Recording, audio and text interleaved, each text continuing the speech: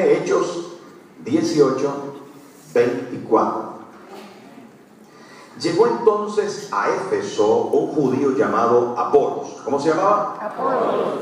Natural de Alejandría, varón elocuente, poderoso en las escrituras. Este había sido instruido en el camino del Señor y siendo de espíritu fervoroso, hablaba y enseñaba diligentemente lo concerniente al Señor, aunque solamente conocía el bautismo de Juan. Y comenzó a hablar con denuedo en la sinagoga. Pero cuando le oyeron Priscila y Aquila, le tomaron aparte y le expusieron más exactamente el camino de Dios. Y queriendo él pasar a Acaya, los hermanos le animaron y escribieron a los discípulos que le recibiesen. Y llegando él allá, fue de gran provecho a los que por la gracia habían creído, porque con gran vehemencia refutaba públicamente a los judíos, demostrando por las escrituras que Jesús era el Cristo. Qué bonito. Uno de los personajes así menos conocidos, porque conocemos mucho a Pedro, conocemos mucho a Pablo, conocemos bastante a Juan, conocemos algunos personajes de la Biblia, pero tal vez uno de los más desconocidos o de los menos mencionados, seguramente porque no aparece tantas veces, es Apolo. Apolo era original de Alejandría. Alejandría está en el norte de Egipto, ahora pertenece a Egipto, pero en su momento era del Imperio Romano. Y Alejandría era una capital sumamente ilustre. Digo esto porque en Alejandría estaba la biblioteca más importante del mundo. Se dice que había más de 900.000 libros. Una biblioteca en el antiguo tiempo que tuviese 900.000 libros era única en el mundo, y toda la gente de la ciudad tenía como un propósito importante el cultivarse, el ser cultos, el de alguna manera aprender cosas porque lo tenían a la mano. La literatura sigue siendo hoy en día muy importante. Nosotros, la mayoría, somos de poca lectura, pero hay que aprender a leer. Hay que aprender, no saber leer, sino indagar, escudriñar, leer las escrituras y leer más cosas que nos ilustren. De hecho, cuando queremos aprender, tenemos que darnos a la lectura, y es importante poder cultivarnos en este tema. Ahora, Apolos nació ahí en Alejandría, por lo que se cree que era una persona muy, muy ilustre, también porque lo demuestran las escrituras que hablan acerca de él. Pero Apolos conoció al Señor Jesús. Conoció a Jesús porque le predicaron allí, y desde allí salió para predicar el Evangelio a otros lugares. Así que la primera cosa que conocemos de Apolos es que era original de Alejandría, en el norte de África. La segunda cosa es que conoció al Señor, y lo encontramos aquí en Éfeso. Había cruzado el Mediterráneo y había llegado a Éfeso. Y aquí dice la palabra: llegó entonces a Éfeso un judío llamado Apolos. Atención, que los judíos no eran judíos solamente porque nacieran en el lugar, sino porque sus padres eran judíos y entonces él era judío. Porque dice judío de Alejandría. Así que ahí tenemos a un señor que es judío, que tenía una base bíblica importante. Que conocía el Antiguo Testamento. Todos los judíos tenían como norma oficial que antes de cumplir poca edad, 7 años, por ejemplo, 9 años, tenían que saberse de memoria. Atención, tenían que saberse de memoria el Pentateuco, o sea, los 5 primeros libros de la Biblia. Y en algunos casos recitaban de memoria en la sinagoga pasajes enteros. Tenían que saberse. Llegaba un momento en su vida en que el sacerdote principal le daba lugar para que pudiesen leer pasajes que se sabían de memoria y que eran significativos para ellos. Es allí donde en un momento Jesús le dieron a leer y leyó el libro del profeta Isaías. el Espíritu del Señor está sobre mí, por cuanto, ¿se acuerdan? Fue y le dieron a leer. Bueno, ya Jesús tenía alrededor de 30 años. Pero esto se hacía en cualquier momento de la vida a partir de unos 9 años. Porque ya tenían que haberse aprendido el Pentateuco. Así que eran instruidos en la palabra de Dios de forma importante. Hoy en día, aquel mandamiento que dice, lo pondrás en su frente y lo atarás a su mano, acerca de la palabra, atarás estas palabras en su mano derecha y en su frente. Todavía uno va a Israel y consigue gente que tiene una cajita amarrada con una cuerdita aquí en la frente, una cajita, y dentro de la cajita hay pasajes bíblicos. Lo cogieron de forma literal, pero seguramente que es mucho más importante guardar en el corazón, y digo, aprenderse la palabra de Dios y guardarla en el corazón, como dijo el salmista, en mi corazón he guardado tus dichos para no pecar contra ti. Esto es bien importante.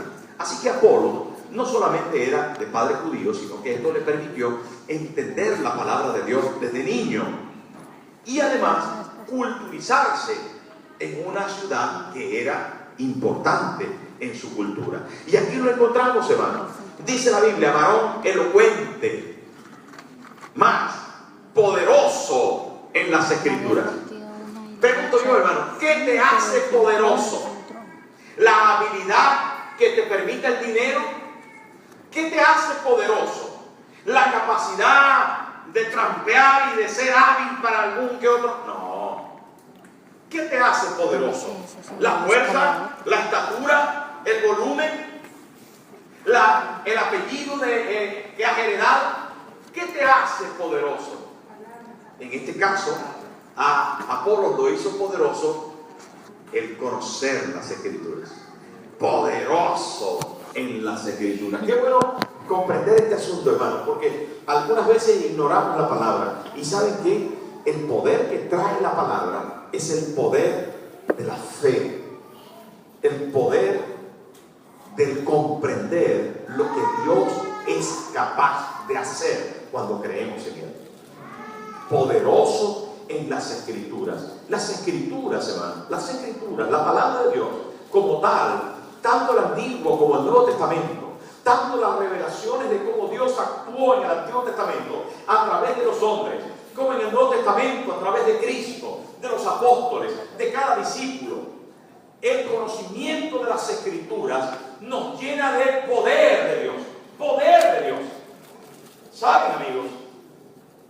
Sobre todo Apolo conocía el Antiguo Testamento y cómo se cumplió en la vida de Cristo, pero no lo entendió todo. Ya lo vamos a ver por un momento. Pero el hecho, hermano, de desatar, de pronunciar, de emitir la palabra de Dios, es soltar un poder único. ¿Saben qué dicen las Escrituras? Que Dios habló y se hizo, dijo y se creó. El poder de la palabra, es único, porque la palabra es Dios. ¿Saben qué dice Juan en el capítulo 1, versículo 1? En el principio era el Verbo, y el Verbo era con Dios, y este Verbo era Dios. En el principio era la palabra, y la palabra estaba con Dios, y esa palabra era Dios. ¿Y saben qué dice más adelante? Y el Verbo se hizo carne. ¿Cómo se llama el Verbo hecho carne? Cristo. Se llama Jesús el Señor. Se hizo carne. ¿Y cómo se llama Jesús? ¿Saben cómo se llama? El Verbo. ¿Y saben cómo se llama el Verbo? La palabra. ¿Cómo se llama la palabra? El Verbo. ¿Cómo se llama el Verbo? Cristo. Pero hermanos, vamos a ver. Si Dios es su palabra, porque la palabra suya es usted. Su palabra es usted. Nadie dice su palabra por usted. Solo usted puede pronunciar sus palabras. Y sus palabras dan a entender lo que usted es.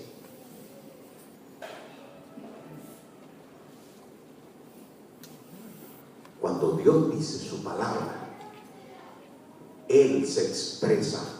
Y cuando Dios se expresa, expresa su poder y capacidad. Cuando Dios habla, hermano, cuando Dios habla, crea.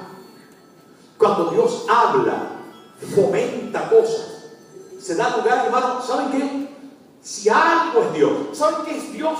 ¿Saben qué es Dios, hermano? Especialista en crear. Él es creador, por excelencia creador. Todo lo que Él hace es crear.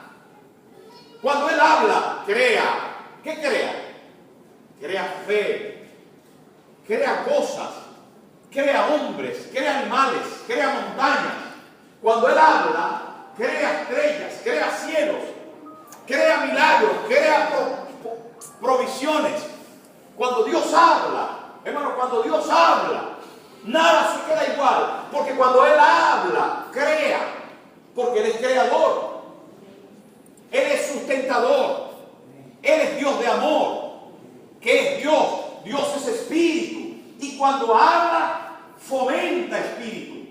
Por eso dice Jesús, mis palabras son espíritu y son vida, porque Dios es vida, porque es creador de vida, y cuando Él habla, crea vida. ¿Usted está entendiendo esto, hermano? Ahora, cuando usted oye la radio, está oyendo a fulano de tal que está diciendo cosas, pero es que no son creadores, ni ingeniosos, ni siquiera algunas veces. No, ellos son como nosotros, hermanos. En nosotros mismos somos como loros que repetimos lo que oímos, lo que aprendimos de mamá. Mamá, mamá, mamá. Diga papá, papá, papá, papá, papá, papá. Somos como loros. Nuestras palabras no son tan importantes porque salen desde nosotros. Ahora, ¿cuándo es que nuestras palabras se tornan importantes? Cuando ponemos en nosotros la palabra de Dios, cuando en nuestro corazón reside el verbo, cuando Cristo viene a nuestra vida y nosotros pronunciamos la palabra de Dios y le decimos a la enfermedad, por su llaga soy sanado, entonces las cosas comienzan a cambiar, porque pongo su palabra en mi boca. ¿Qué dice la Biblia? En tu boca está la palabra. En tu boca está la palabra. Ahora, ¿cuándo sacamos esa palabra? Sacamos esa palabra cuando la conocemos. Pero la mayoría de las veces, hermano, no conocemos ni las promesas que Dios nos ha hecho a nosotros. Porque la primera cosa es que hay que recepcionar la palabra de Dios. Hay que recepcionar, llenar el corazón de la palabra de Dios. No sabemos qué aconsejar cuando nosotros tenemos demanda de eso. Por eso el apóstol Pablo nos dice, nos enseña, hermano, que tengamos una palabra para poder crear defensa para quien nos pide. Hay gente que nos pide, hermano, el poder ayudarles con una palabra, el poder enseñarles acerca de sus necesidades. ¿Qué puedo decirle a esto? Usted no conoce las promesas, si usted no sabe la palabra de Dios, no puede. Apolos conocía la palabra de Dios. Ay, no, eso estaba en el Antiguo Testamento. Da igual, la palabra de Dios es igual, hermano. Antiguo Testamento, Nuevo Testamento, da igual. Jesús estaba en el Antiguo Testamento también, hermano. Pero cuando Dios habló a los profetas, cuando Dios habló a Moisés, cuando Dios habló a los patriarcas, el poder de la palabra es el mismo.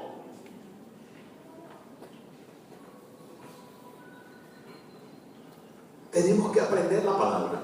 Tenemos que usar la palabra y tenemos que saber que la palabra de Dios es creativa y hace cosas. Oiga la palabra, lea la palabra, aprenda la palabra, comparta la palabra, viva la palabra cada día.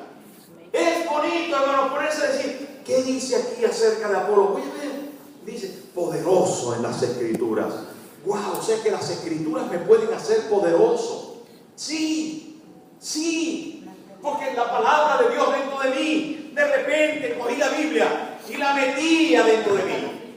La metía dentro de mí. Sí, ¿cómo? Porque la leí y metí ahí la palabra dentro de mí. ¡Wow! ¿Y qué tengo? Tengo las historias bíblicas en mi mente. No la novela de esta tarde. Ay, María estaba tan cariñosa con no sé. Cuento, hermano. La palabra de Dios en nosotros, la historia bíblica. Qué bonito es, hermano, poder reflexionar acerca de la historia bíblica. ¿Qué hizo? Jonás, ¿por qué se lo tragó la ballena? Ay, Señor, no, que no era una ballena, era un gran pez. ¿Y qué pensó? ¿Y qué sintió? ¿Y qué dice la Biblia? Todas tus ondas y tus olas pasaron sobre mí. ¿Cómo se sintió? ¿Por qué? Porque el domingo mi nieta me estaba diciendo, abuelo, aprendimos de Jonás. Los ninivitas eran tan malos, despellejaban a la gente. ¿Y cómo es eso? Y la abuela le dijo, sí, mira, era así, esto otro. Qué bonito es tener inquietudes por la palabra. Usted está pensando todo el rato, a ver cómo paga el recibo de la luz. O pensando, a ver cómo puedo pagar esto. Cuando su pensamiento, hermano, le empobrece. El pensamiento de Dios le enriquece. Ponga en su mente la palabra. Ponga en su mente la palabra, en su corazón la palabra. La palabra. De verdad, hermano, es tan provechoso, poderoso en palabra. Era Apolos, poderoso en las escrituras, porque las escrituras te empoderan. Cuando tú, hermano, te das cuenta de que Dios abrió el mar, de que abrió el río, de que hizo descender maná del cielo para alimentar a su pueblo, de que cuando le pidieron carne, Dios le dio carne hasta que le salieron por las narices, de que cuando Dios quiso sostener a un pueblo, hermano, de más de 2 millones de personas en el desierto, Él hizo que las piedras brotaran agua. Cuando usted abraza la palabra y dice, tú eres mi Dios, ¿sabe qué pasa, hermano? Que las pequeñeces de nuestra vida se vuelven insignificantes y superamos los obstáculos que se nos presentan. Pero tenemos que aprender las escrituras, y aunque no sepamos todo, mire lo que dice a continuación. Este había sido instruido en el camino del Señor. Alguien le enseñó acerca de Cristo. En estos días comenzó la escuela de líderes y muchos se han apuntado, algunos todavía no, y yo les animo a que lo hagan. Hay algunos hermanos esposos que promocionamos el inscribirse para recibir unas charlas para los cónyuges que hacemos aquí todos los años, un curso matrimonial. ¿Saben, hermanos? Algunos pensamos, esto es bien importante, atiéndame las parejas. Algunos pensamos que el tiempo nos ayudará, que el tiempo lo cura todo. Yo he oído, el tiempo lo cura todo. ¿Saben qué? El tiempo lo empeora todo. El tiempo no cura nada. El tiempo, en este caso, no es nada. En cambio, si usted tiene problemas, usted debe tratar sus problemas a la luz de la palabra de Dios. Usted necesita apuntarse al curso de matrimonio. Y si lo hizo y sigue con problemas, parece que no lo aprendió. Vuelva 20 veces si hace falta, hasta que lo aprenda.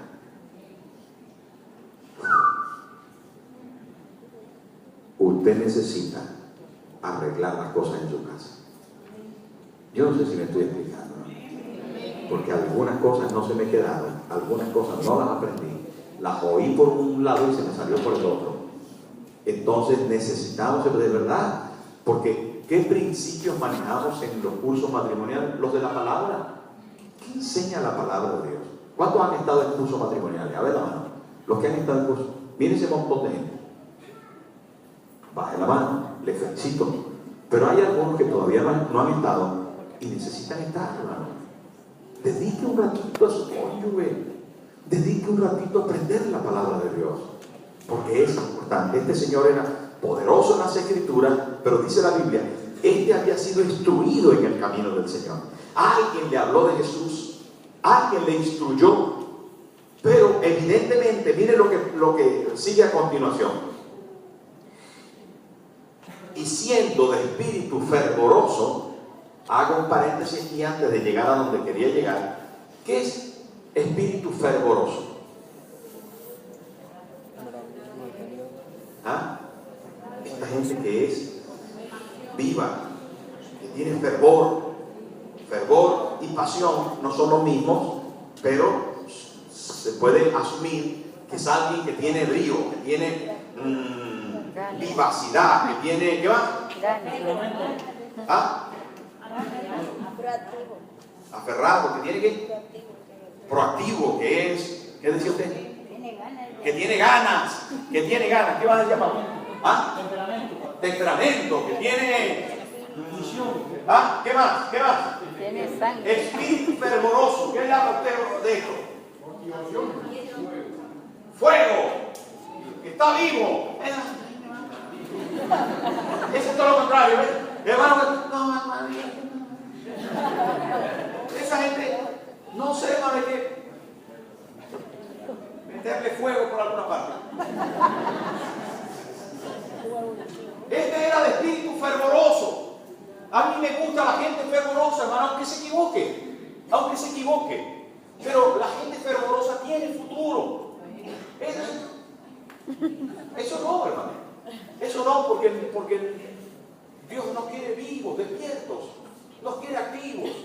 Nos quiere gente, hermano, con fervor, con pasión, apasionado. Cuando cantamos en la iglesia de Rabia, tiene que sentirse, hermano. Si viene alguien aquí entre nosotros y dice, uy, pero no, es que aquí la gente canta. Aquí la gente adora, levanta las manos.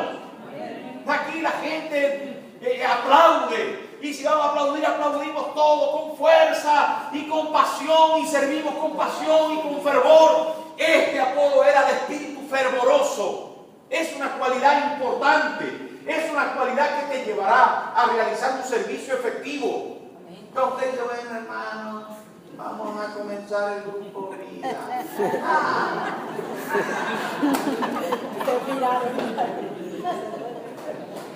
Buenas noches, hermano. Qué poquitos somos. ¿Poquito? Es mejor, hermano, si llegó uno, gloria a Dios, ya somos dos, ya el Señor está aquí. ¿Sí o no? ¿Ah? Bueno, hermano, a mí me dijeron que trajera la lección y me lo dijeron hace poquito, así que yo voy a hacer lo que pueda. ¡Cállese! No diga nada. Predique. ¿Se da cuenta de lo que estoy diciendo? ¿Se da cuenta de lo que estoy diciendo, hermano? Que a veces nosotros somos de un espíritu tan apocado, tan poco ferviente, tan poco fervorosos, que hundimos la barca nosotros mismos. Y no puede ser así. Tenemos que ser, hermanos, despiertos en las cosas de Dios y en las cosas de la casa y de la familia y en la búsqueda del trabajo. El jefe, usted va a pedir una cita, una entrevista de trabajo, a ver si lo contratan, y usted dice, ¿usted qué sabe hacer? Bueno, yo lo que me pongo. Hermano, ya está, yo no le contrato ni de broma. Responda, diga algo. Yo soy un fenómeno atornillando. ¿Atornillando qué? ¿Sabe, hermano? El espíritu fervoroso lo produce el Espíritu Santo dentro de usted. ¡Ore! ¡Ore! ¡Ore a Dios, Señor! Dame un espíritu fervoroso. Que yo cuando pase la fregona la pase con ánimo, con ánimo. Que lave los platos con ánimo, que vaya al trabajo con ánimo, que se me note, que se me vea. Hermano, necesitamos ser espíritu fervoroso. Apolo era de espíritu fervoroso, él tenía al Señor. Él había conocido al Señor. Él estaba preparado por la palabra de Dios. El hombre estaba decidido a hacer algo en el camino de Dios. Y cuando él entendió esto, hermano, se dispuso a predicar la palabra de Dios.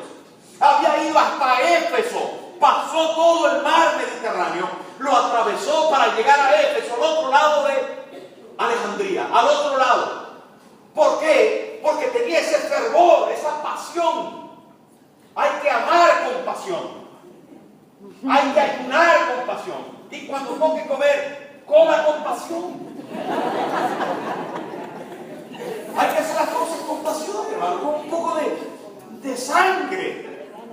Hermano, nosotros como líderes, los líderes de la iglesia, Nueva Vida, tienen que tener pasión. Tenemos que dejar todo en la oportunidad. entrar con toda la fuerza. ¿Veis, hermano, que estamos construyendo? Estamos construyendo con pasión, con fe, con anhelo.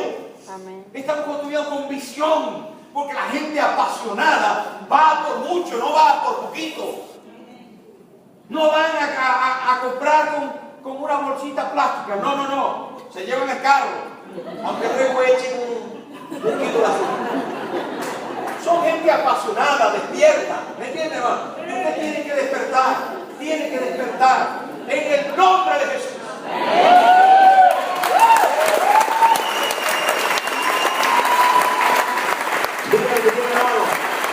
Tú eres un apasionado.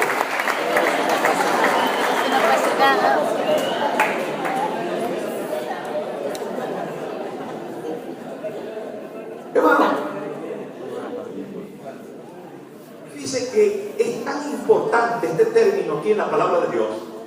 Dice que era espíritu fervoroso, hablaba y enseñaba diligentemente.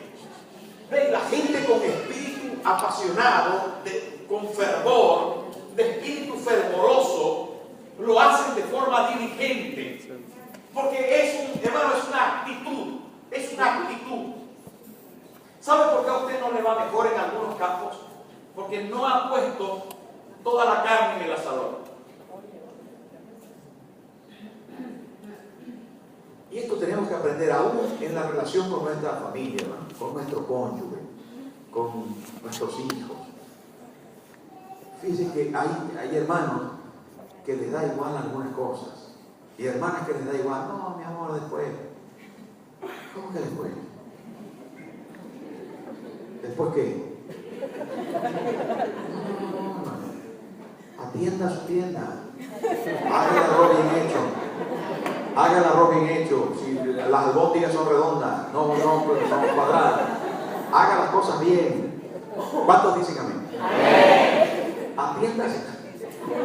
Atienda su cosa. Sea fervoroso, hermano, en su actitud. Sea fervoroso en su actitud.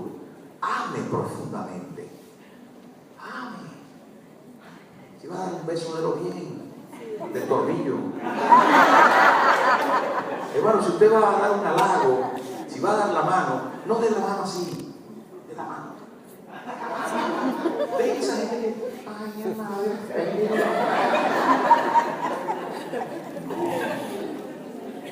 póngale ganas, hermano, por favor.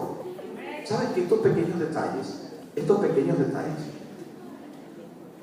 causan una impresión tan importante en las personas que están a nuestro alrededor? Tan importante. Hermano, de verdad, déjese de medias tintas o poquitas cosas. Esas cosas, hermano, no le van bien a un cristiano. No, sea una persona íntegra, con firmeza, con seguridad. Cuando usted hable con propiedad. Y si usted no tiene propiedad para hablar acerca de una cosa, cállese. El necio callado pasa por sabio. Pero si usted va a hablar de algo, no, a mí me parece, Jesús nunca habló así. Jesús dijo, de cierto os digo. ¿Ven? Firmeza. ¿Saben qué dice la Biblia? Que tu sí sea sí y tu no. No te pongas a hablar de nadie si no le conoces. No juzgues.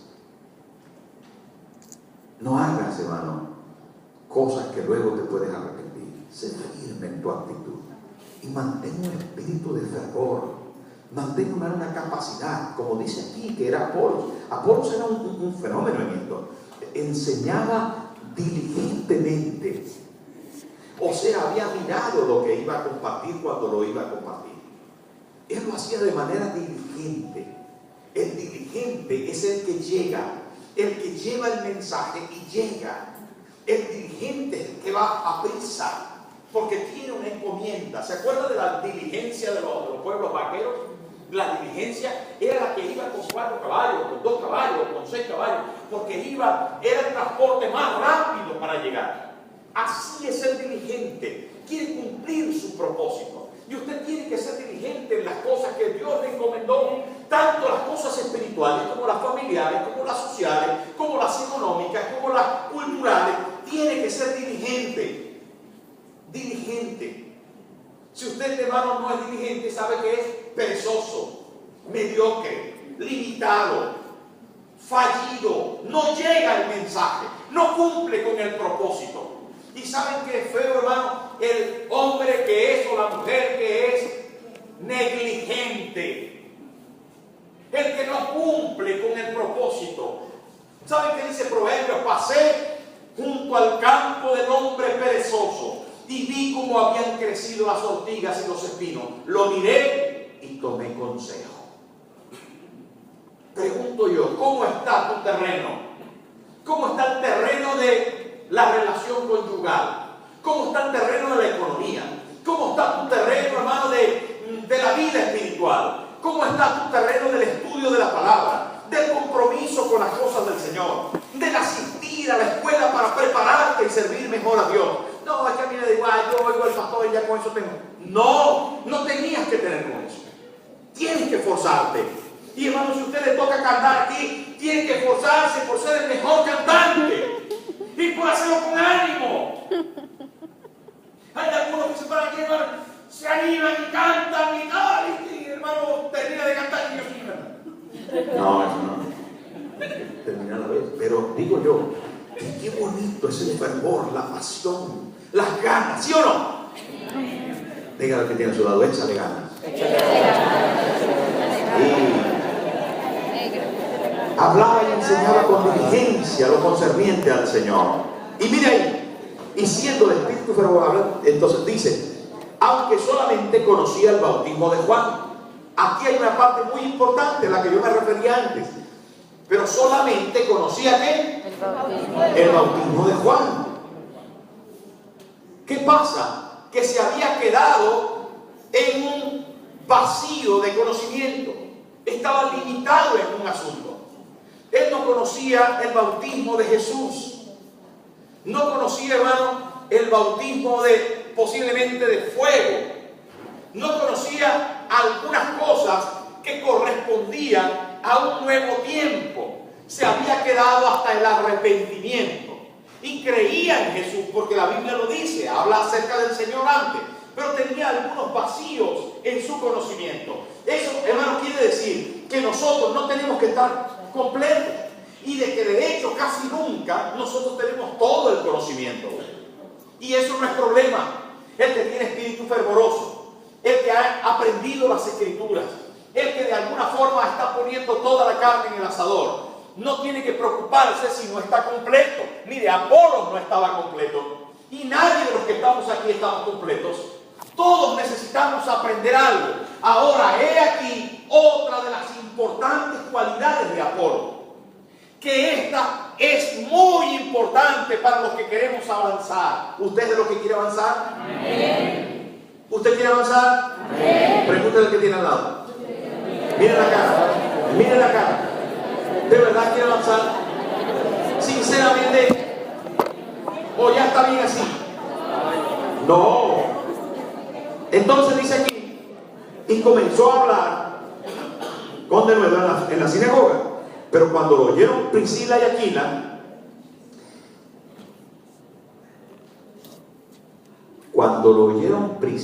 Aquila, ¿quiénes eran estas personas? Unos hermanos de la iglesia. Unos hermanos de la iglesia. Cuando lo oyeron Priscila y Aquila, le tomaron aparte. ¡Wow! Esto me gusta mucho. Cuando Priscila y Aquila, unos hermanos de la iglesia, gente madura en el Señor, que sabía lo que Apolos todavía no había aprendido, sabían lo que Apolos todavía no había aprendido, dice aquí, ¿le tomaron dónde? Le tomaron aparte.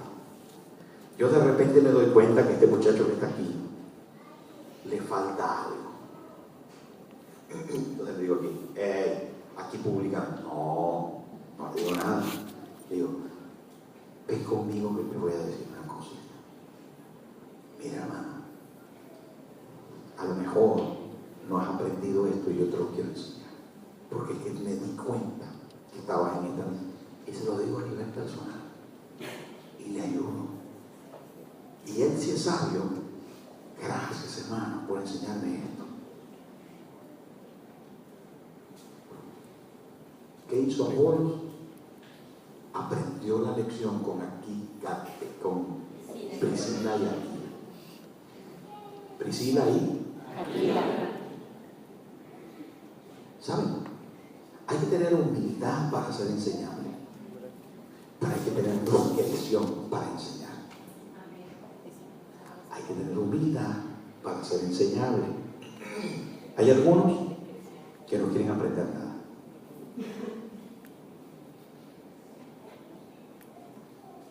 No quieren aprender porque creen que se la saben todas. No, a mí no me vengas a enseñar, a mí no me vengas a enseñar. No me vengas a enseñar. Entonces te vas a quedar con lo que ya sabes. Ya sé que tú eres uno de los que no quiere avanzar. Y el que no avanza, retrocede. Tengan la seguridad que el que no avanza, retrocede. Ahora, los que tienen espíritu enseñable, esa gente siempre se van a acostar sabiendo otra cosa. Y necesitamos aprender, hermano. Así que necesitamos que en la iglesia haya Apolos que estén dispuestos a aprender. Y Aquila y Priscila, ¿dónde están? Priscila y Aquila. Priscila y Aquila. Necesitamos tanto a Apolos como a Priscila y Aquila. ¿Por qué? Porque unos tienen que en un momento aprender y otros tienen que enseñar con discreción. En algún momento nosotros somos como Apolo y en otro momento tenemos que ser como Priscila y Aquila. ¿Dónde está usted? Bueno, en algunos momentos está en los zapatos de Apolo y en otros momentos está en los zapatos de Priscila y Aquila. Sencillo. ¿Por qué? Porque tenemos que aprender y tenemos que enseñar. Todos tenemos que aprender y todos tenemos que enseñar. Aprender bien y enseñar bien. De esa manera, aquí tenemos una tremenda lección. Pero qué bonito detallazo que tiene la Biblia. Dice, y le tomaron aparte. Qué cosa, qué puntería tiene la palabra de Dios. Aparte, ¿por qué? Porque no le iban a enseñar en público, iba a quedar avergonzado. Y le expusieron más exactamente. No es que estaba el hombre perdido completamente, pero necesitaba una orientación. Le pusieron más exactamente el camino de Dios. Y queriendo él pasar a Acaya, los hermanos le animaron. Ahí está otra cualidad de esta iglesia donde llegó Apolos, que los hermanos le animaron para que siguiera haciendo el trabajo del Señor. ¿Saben, hermano? Ya terminando este asunto, porque es un poco más largo, pero terminando el asunto, ¿saben dónde conseguimos a Apolos? Lo conseguimos otras veces en el Nuevo Testamento como apóstol. Lo conseguimos, hermano, cuando Pablo lo menciona y dice, yo sembré, Apolos regó. Se pone, hermano, en una situación muy importante la vida de Apolos. Apolos el que no sabía. Apolos aquel que tenía el espíritu fervoroso y que quería aprender y llegar más allá. ¿A dónde va a llegar usted? Solo Dios lo sabe.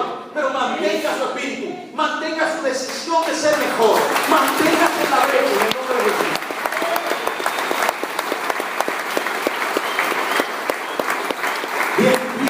Hermanos que están cerca, donde Dios va a necesitarte. Es increíble lo que estoy diciendo. Donde Dios va a necesitarte para bendecir a muchos Apolos. Dios va a necesitarte, hermano, para poder formar a otros y para que otros lleguen a niveles impresionantes de servicio y de bendición. Tienes que estar preparado, tienes que mantener tu fervor, tienes que avanzar. El pasaje termina diciendo, y queriendo él pasar acá, ya los hermanos le animaron y escribieron a los discípulos que le recibiesen, y llegando él allá fue de gran provecho a los que por la gracia habían creído, porque con gran vehemencia, qué tremendas características, hermano, de espíritu fervoroso, diligente, vehemente, y no tenía energía. Y todavía no había Red Bull ni nada de eso. La fuerza del Espíritu Santo. Póngase de pie un momento, hermano.